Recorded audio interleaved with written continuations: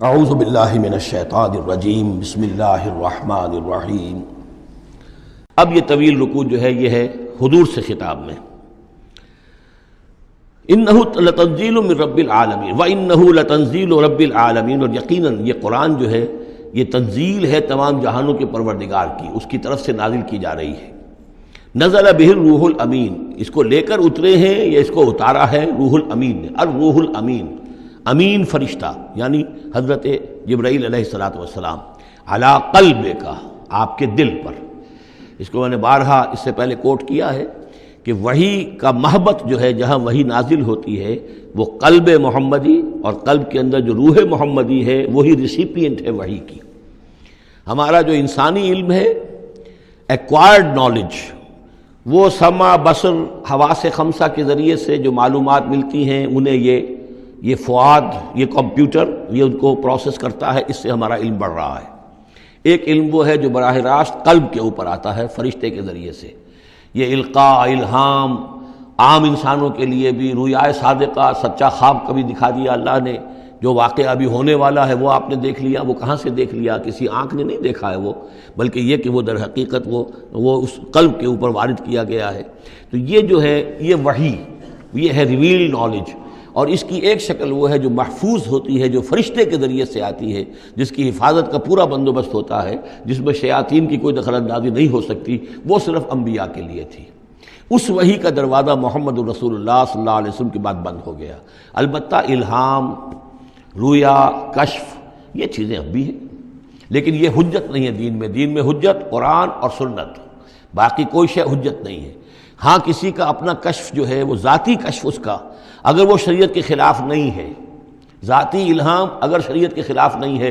ذاتی طور پر اس کے لیے حجت بن جائے گا، لیکن کسی دوسرے کے لیے دلیل نہیں ہے۔ میں مانوں یا نہ مانوں یہ میرا اختیار ہوگا۔ آپ کا کشف جو ہے میرے لیے دلیل نہیں ہے، میرا کشف آپ کے لیے دلیل نہیں ہے۔ البتہ یہ قرآن دلیل ہے اور سنت رسول دلیل ہے۔ نزل بہ الروح الامین علی قلبک لتکون من المنذرین، تاکہ آپ بن جائیں خبردار کرنے والوں میں، بلسان عربی مبین، اور یہ نازل ہوا ہے اس زبان میں کہ جو بڑی روشن کھلی عربی زبان ہے۔ وَإِنَّهُ لَفِي زُبُرِ الْأَوَّلِينَ، اور یقیناً یہ پچھلے صحیفوں میں بھی موجود ہے، یعنی یہی وہ کتاب ہے کہ جس کے پرانے صحیفوں میں پیشن گوئیاں تھیں، اور یا یہ مطلب ہے کہ اس کے جو مضامین ہیں، اس کے جو بنیادی جو کنٹنٹس ہیں وہ پچھلے کتابوں میں بھی آئے ہیں۔ تورات کی تعلیمات بھی بنیادی طور پر یہی تھیں جو اس قرآن کی ہیں، وہ تو صرف کہیں کہیں شریعت کے تفصیلی احکام میں فرق واقع ہوا ہے۔ تو جو بھی پرانی کتابیں آئی ہیں، جو پہلی آئی ہیں، صحیفے آئے ہیں، ان میں بھی قرآن کی تعلیم موجود تھی۔ قرآن در حقیقت ان کا متمم ہے، اتمام کیا ہے قرآن نے، تکمیل کی ہے۔ وَإِنَّهُ لَفِي زُبُرِ الْأَوَّلِينَ أَوَلَمْ يَكُنْ لَهُمْ آيَةً أَنْ يَعْلَمَهُ عُلَمَاءُ بنی اسرائیل، کیا ان کے لیے یہ نشانی کافی نہیں ہے کہ اس کو جانتے ہیں علماء بنی اسرائیل؟ یہ اور بنی اسرائیل کے علماء جانتے ہیں کہ اب یہ جو کتاب آ رہی ہے محمد رسول اللہ کی جو بعثت ہوئی ہے وہ یقیناً اللہ کی جانب سے ہے۔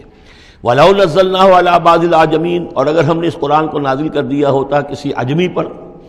فَقَرَأَهُ عَلَيْهِمْ مَا كَانُوا بِهِ مُؤْمِنِينَ، اور وہ ان کو پڑھ کر سناتا یہ قرآن، تب بھی یہ ایمان لانے والے نہیں تھے۔ یعنی کہ وہ تو پھر کھلا معجزہ ہو جاتا کہ ایک عجمی شخص ہے جس کی مادری زبان عربی نہیں ہے، وہ آ کر عربی قرآن سنا رہا ہے۔ ہم یہ بھی کر سکتے تھے، لیکن پھر بھی یہ ماننے والے نہیں تھے۔ کذالک سلکناہ فی قلوب المجرمین، اسی طریقے سے ہم نے اسے ان کے مجرموں کے دلوں کے اندر اس انکار کو گھسا دیا ہے۔ انکار ان کے دلوں میں بیٹھ چکا ہے، لاکھ معجزے دکھا دیے جائیں یہ ماننے والے نہیں ہیں۔ لا یؤمنون بہ حتی یروا العذاب العلیم، یہ ایمان نہیں لائیں گے اس پر یہاں تک کہ جب تک کہ دیکھ نہ لے دردناک عذاب کو۔ فیاتیہم بغتۃ، تو پھر وہ آئے گا ان پر اچانک، وہم لا یشعرون، اور انہیں گمان بھی نہیں ہوگا۔ فیقولوا ہل نحن منظرون، اس وقت یہ کہیں گے کہ کسی طرح کوئی مہلت مل سکتی ہے، تھوڑی دیر کے لیے اس کو ٹالا جا سکتا ہے۔ ہل نحن منظرون افبعذابنا یستعجلون، لیکن اس وقت تو حالت یہ ہے کہ یہ ہمارے عذاب کی جلدی مچا رہے ہیں۔ لے آؤ جلدی سے عذاب ہے محمد صلی اللہ علیہ وسلم، ہم تو تنگ آ چکے ہیں تمہاری باتیں سن سن کر۔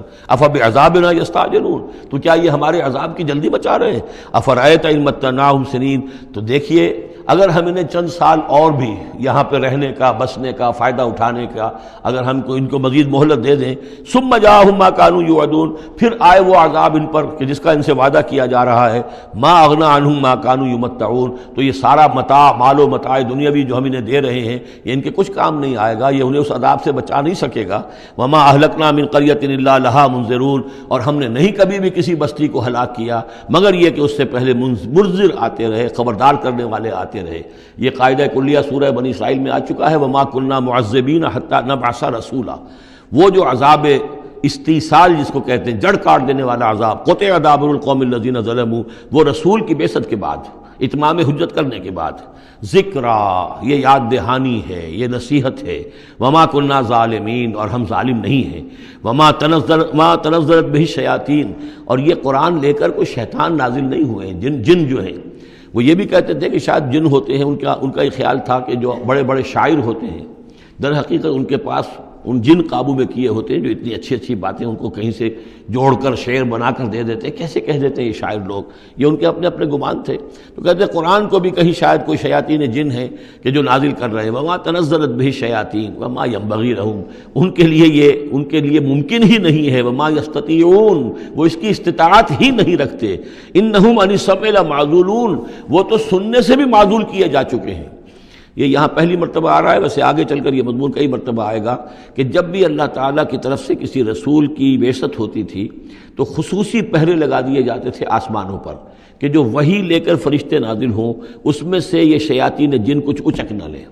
اور ان کو سننے سے، ورنہ عام حالات میں وہ فرشتوں کے ساتھ، چونکہ میں نے عرض کیا بار بار آپ سے کہ یہ ناری مخلوق ہے، وہ نوری مخلوق ہے، ان میں کچھ قرب ہے، ہمارے مقابلے میں ان کا قرب زیادہ ہے آپس میں۔ ہم تو خاک سے مٹی سے بنے ہیں، بڑی کثیف ہمارا جو مادہ تخلیق ہے وہ کثیف ہے، لیکن اس کا جنات کا مادہ تخلیق بہت لطیف ہے،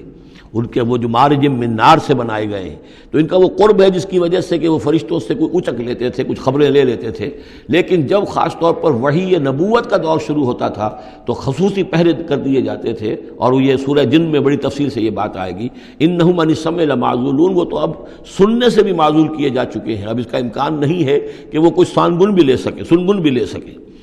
فلا تدعوا مع اللہ الہا آخر، تو مت پکارو اللہ کے ساتھ کسی اور الہ کو، فتکون من المعذبین، تو تم ہو کر رہو گے معذبین میں سے جنہیں عذاب دیا جائے گا۔ وانذر عشیرتک الاقربین، اور خبردار کیجئے اپنے قریبی رشتہ داروں کو۔ اس آیت نے ثابت کر دیا کہ یہ سورہ مبارکہ بڑے ابتدائی دور کی ہے، اس لیے کہ یہ تقریباً سن 3 نبوی کے اندر یہ آیت نازل ہوئی ہے، جس کے بعد کہ حضور نے پھر بلایا ہے، اپنے بنو ہاشم کو جمع کیا ہے، حضرت علی سے کہا کہ کھانے کا بندوبست کیجئے۔ حضرت علی آپ ہی کے گھر میں رہتے تھے، وہیں زیر کفالت بھی تھے، زیر تربیت بھی تھے،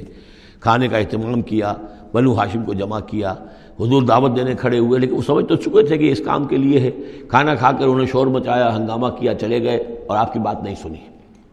اس کے بعد چند دن اور آپ نے پھر بیچ میں ڈال کر وقفہ دے کر پھر آپ نے دوبارہ اہتمام کیا۔ اب جب لوگوں نے کھانا کھا لیا تو کچھ شرم آئی ہوگی انہیں، جب 2 مرتبہ کھانا کھایا تو اب تو بہرحال جو کچھ کہنا چاہتے ہیں سن تو لو، تو حضور نے پھر خطبہ دیا، اور وہ خطبہ جو ہے بہت عظیم خطبات میں سے ہے۔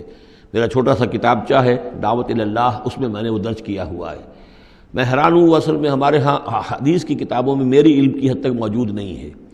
اہل تشیع کے ہاں جو ہے یہ موجود ہے، خطبات نبوی کے نام سے یہ خطبہ جو ہے اس میں درج ہے، ان کے ہاں جو نہج البلاغہ جو شائع ہوتی ہے حضرت علی رضی اللہ تعالیٰ عنہ کی طرف منسوب ہے، ان کے خطبات اور ان کے خطوط وغیرہ ہیں، لیکن اسی میں ایک حصہ ہے حضور صلی اللہ علیہ وسلم کے خطبات کا،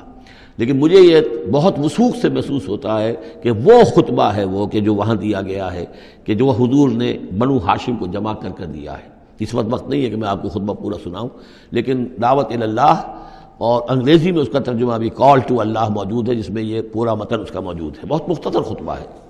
لیکن بہرحال اس سے ثابت ہوتا ہے وانذر عشیرتک الاقربین۔ اور دوسرا یہ کہ یہ آیت بالکل اسی ردم میں ہے، اسی ٹیون میں ہے جو چلا آ رہا ہے، ایسا نہیں ہے کہ کوئی بعد کی آیت لا کر یا شروع کی آیت لا کر بعد والی جگہ میں، بلکہ یہ مسلسل خطبہ ایک ہی نظر آ رہا ہے۔ تو یہ سورہ مبارکہ جو اپنے سٹائل کے اعتبار سے بھی کہ چھوٹی آیتیں اور جو بہاؤ ہے وہ تیز ہے، فلو تیز ہے، مضامین جو ہیں اس اعتبار سے اگر دیکھا جائے تو اس کا واقعتاً یہ بھی جیسے سورہ ہجر اس گروپ میں ہے، ابتدائی 4 سال کی صورتوں میں سے ایک صورت، اسی طریقے سے اس گروپ میں یہ سورہ شعراء ہے۔ وانذر عشیرتک الاقربین واخفض جناحک لمن اتبعک من المؤمنین،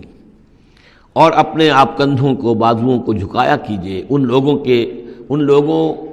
کے لیے تواضع میں کہ جو آپ پر ایمان لائے ہیں اور جو آپ کا اتباع کر رہے ہیں، یعنی ان کی دلجوئی کیجئے۔ ان کے دلوں کو اپنے ہاتھ میں لیجئے۔